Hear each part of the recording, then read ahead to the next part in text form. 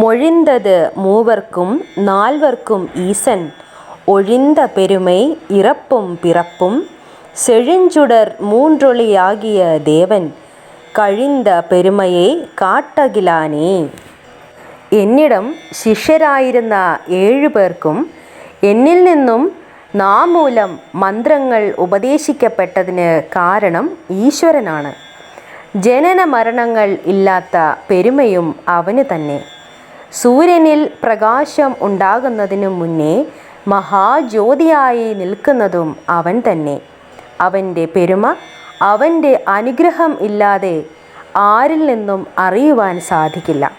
അങ്ങനെ നാം ഈശ്വരൻ്റെ അനുഗ്രഹം നേടിയ ഗുരുക്കന്മാരിൽ നിന്നും ഈശ്വരൻ്റെ പെരുമയും അവനിൽ ലയിക്കുവാനുള്ള വഴികളും അറിഞ്ഞുകൊണ്ട് അവൻ്റെ അനുഗ്രഹം നേടി അവനിൽ അഭയം പ്രാപിക്കാം.